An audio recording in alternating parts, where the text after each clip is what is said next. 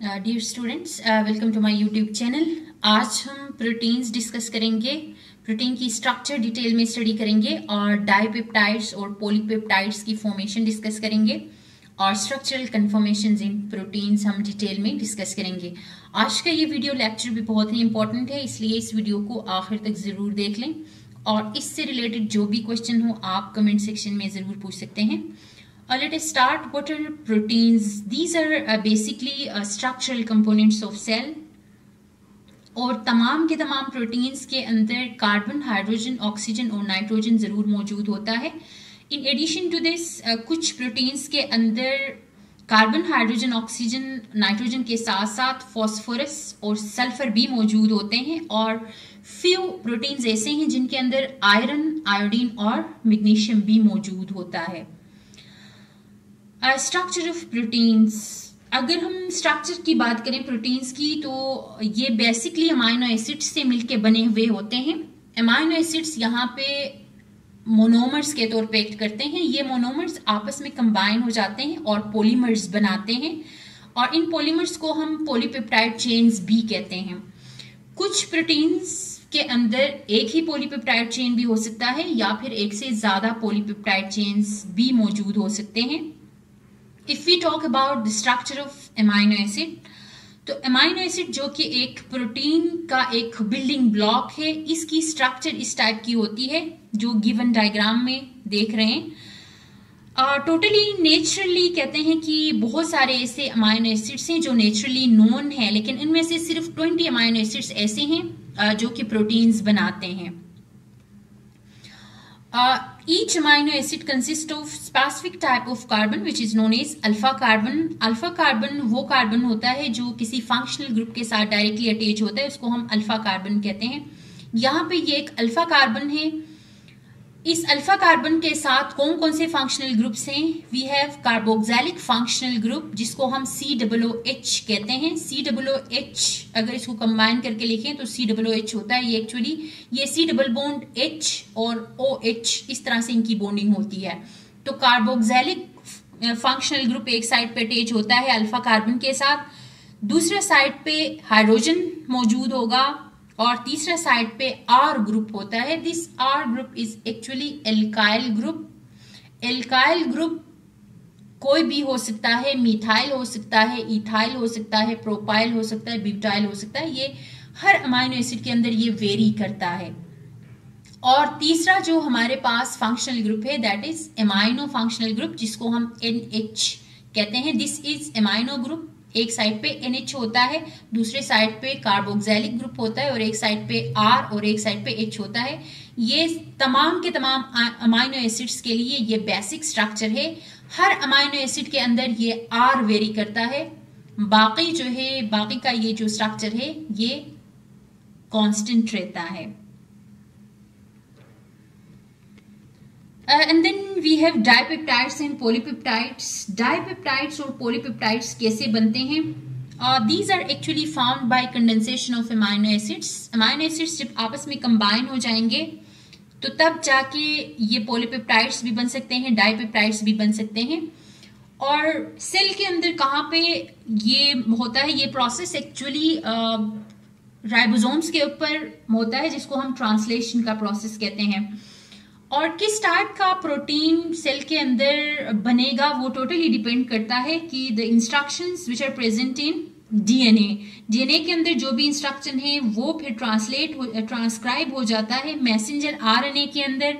Messenger RNA फिर ribosome के पास जाता है जहां पे ट्रांसलेशन का प्रोसेस होता है और फिर नया प्रोटीन की सिंथेसिस होती है। इस प्रोसेस के दौरान एक्चुअली होता क्या है कि एक अमाइनो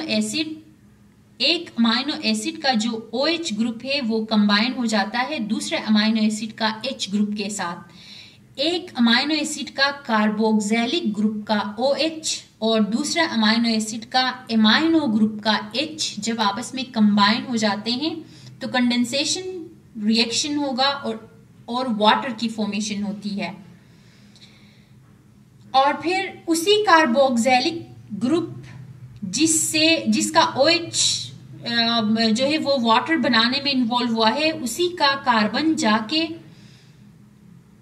एमाइनो ग्रुप का N के साथ बाइंड हो जाता है और फिर पेप्टाइड बॉन्ड की फॉर्मेशन होती है। Here in this diagram you can see that these are simplest amino acids. ये एक सिंपलेस्ट अमाइनो एसिड है जिसको हम ग्लाइसिन कहते हैं। ये दूसरा सिंपल अमाइनो एसिड है जिसको हम एलानिन कहते हैं। एलानिन का जो R ग्रुप होता है वो CH3 होता है और जबकि ग्लाइसिन के अंदर R की जगह जो है यहाँ पे H होता है। तो ये इनका स्ट्रक्चर है। ये दो सिंपलेस्ट अमाइनो एसिड्स हैं। जब ये दोनों कंबाइन हो जाएंगे, देखें यहाँ पे डाइपेप्टाइड बॉन्ड बनेगा। हमने बात की थी कि एक अमाइनो एसिड का जो कार्बोक्सिलिक ग्रुप है उसका OH और दूसरे अमाइनो एसिड का एमाइनो ग्रुप का H आपस में कंबाइन हो जाते हैं। कंडेंसेशन रिएक्शन होता है, वाटर की फॉर्मेशन होती है। तो अब जो वही कार्बोक्सिलिक ग्रुप जिसका OH निकल चुका है उसका कार्बन जाके उसी एमाइनो ग्रुप का नाइट्रोजन जिसका हाइड्रोजन निकल चुका है उसके साथ कंबाइन हो जाता है। सिंपल यहाँ पे नया बॉन्ड डेवलप हो जाता है इस कार्बन और इस नाइट्रोजन के बीच। देखें ये नया बॉन्ड डेवलप हो गया है। This bond is known as peptide bond actually. तो ये डाइपेप्टाइड की फॉर्मेशन हो गई है क्योंकि दो अमाइनो एसिड्स आपस में कंबाइन होंगे तो ऑब्वियसली डाइपेप्टाइड बनेगा। इसी तरह से तीसरा अगर पेप्टाइड आ जाता है तो वो यहाँ पे आके बाइंड हो जाएगा और उस अमाइनो एसिड का कार्बोक्सिलिक ग्रुप का OH जाके इस एंड पे जो अमाइनो ग्रुप अटैच है उसका हाइड्रोजन के साथ अगेन बॉन्ड बनाएगा, वाटर की फॉर्मेशन होगी और इसी तरह से जो है end to end in amino acids की कनेक्शन होती जाती है। कंडेंसेशन का प्रोसेस होता है, वाटर मॉलिक्यूल्स रिमूव हो जाते हैं। दो अमाइनो एसिड्स आपस में कंबाइन हो जाते हैं तो एक वाटर का मॉलिक्यूल निकलता है, फिर एक और अगर अमाइनो एसिड आ जाएगा तो दो वाटर के मॉलिक्यूल्स निकलेंगे। इसी तरह ये आगे कंटिन्यू रहता है। और यहाँ पे एक और इम्पोर्टेंट चीज है, देखें कि ये जो डाइपेप्टाइड है इसका एक साइड पे N जो है वो नाइट्रोजन फ्री है, दूसरे साइड पे कार्बन फ्री है। कार्बोक्सिलिक ग्रुप का कार्बन फ्री है एक साइड पे और अमाइनो ग्रुप का N दूसरे साइड पे फ्री है। तो इन फ्री एंड्स को हम कहते हैं, इसको N टर्मिनल कहते हैं and this is known as C terminal. और ये N टर्मिनल और C टर्मिनल इसी तरह से जो है वो हर चेन के अंदर आपको मिल जाएंगे, चाहे वो ट्राइपेप्टाइड हो जिसमें 3 अमाइनो एसिड्स हों, टेट्रापेप्टाइड हो, पेंटापेप्टाइड हो या फिर पॉलीपेप्टाइड। पॉलीपेप्टाइड में बहुत सारे ऐसे अमाइनो एसिड्स आपस में मिल जाते हैं।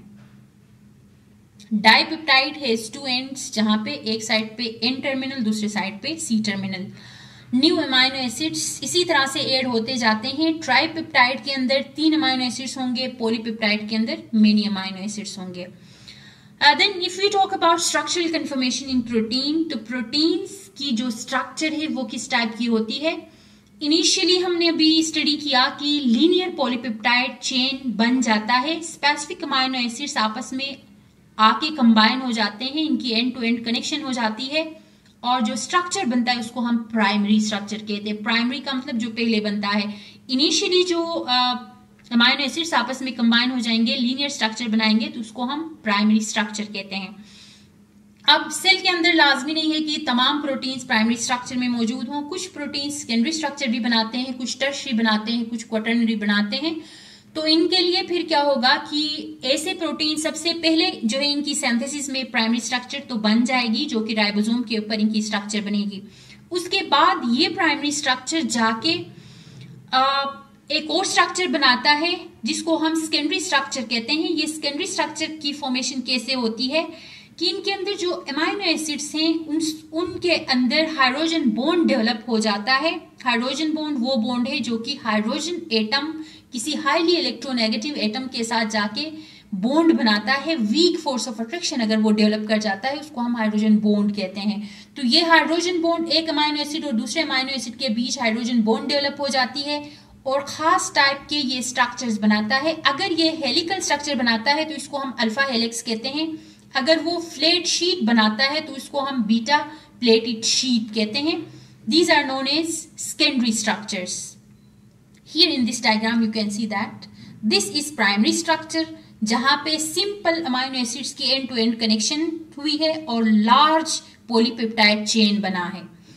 इस पॉलीपेप्टाइड चेन के अंदर ऑब्वियसली अमाइनो एसिड्स हैं, तो ये अमाइनो एसिड इस अमाइनो एसिड के करीब आ जाएगा, तो यहां से हाइड्रोजन यहां से ऑक्सीजन के साथ week force of attraction develop कर सकता है। एज रिजल्ट ये ऐसे हेलिकल स्ट्रक्चर बना सकता है। देखें यहाँ पे डॉटेड जो लाइंस आपको नजर आ रहे हैं, these are actually hydrogen bonds.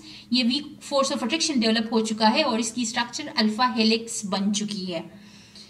या हमारे पास दूसरा बीटा शीट्स भी बन सकते हैं। ये शीट लाइक स्ट्रक्चर बना है, देखें ये इसकी सेकेंडरी स्ट्रक्चर है, इसको हम सेकेंडरी स्ट्रक्चर कहते हैं। और अगर ये सेकेंडरी स्ट्रक्चर फिर मजीद ये फोल्ड हो सकता है with the help of ionic bonds and sulphide bridges. तो इसमें हाइड्रोजन बॉन्ड के साथ साथ मजीद अगर डाइसल्फाइड ब्रिजेस भी डेवलप हो सकते हैं, क्योंकि इसके अंदर सल्फर मौजूद है, तो डाइसल्फाइड ब्रिज डेवलप हो सकता है या आयनिक बॉन्ड्स इसमें डेवलप हो सकते हैं। तो एज रिजल्ट ये मजीद फोल्ड हो जाएगा। फोल्डिंग के बाद it will form tertiary protein structure. अब ये जो टर्शरी प्रोटीन स्ट्रक्चर है, इसके अंदर एबिलिटी होती है कि मजीद जो है ये फोल्ड होके कोई खास स्ट्रक्चर बना सकता है, कि इसके अंदर हाइड्रोफोबिक इंटरेक्शंस मजीद डेवलप हो सकते हैं, मजीद ये फोल्ड हो सकता है, ये क्वाटर्नरी स्ट्रक्चर बना सकता है। तो ये हर प्रोटीन की एबिलिटी नहीं होती है कि वो क्वाटर्नरी स्ट्रक्चर्स बनाए। जिसने क्वाटर्नरी स्ट्रक्चर में एग्जिस्ट करना होगा तो वो क्या करेगा, इन सारे स्टेप्स में से गुजर के क्वाटर्नरी स्ट्रक्चर बनाएगा। इसके बाद फिर ये टारगेट सेल की तरफ चला जाएगा जहां पे इसने फंक्शन परफॉर्म करना है। कुछ प्रोटीन्स टर्शरी स्ट्रक्चर में एग्जिस्ट करते हैं, तो वो सिर्फ टर्शरी स्ट्रक्चर्स बनाएंगे। टर्शरी स्ट्रक्चर बनाने के बाद वो फिर टारगेट की तरफ चले जाएंगे, वहां पे अपना फंक्शन परफॉर्म करेंगे। कुछ स्ट्रक्चर्स सेकेंडरी स्ट्रक्चर्स कुछ प्रोटीन सिर्फ सेकेंडरी स्ट्रक्चर्स बना सकते हैं, तो वो सेकेंडरी स्ट्रक्चर बनाने के बाद जाके अपने टारगेट की तरफ ये मूव कर सकते हैं। Thank you so much for watching my video.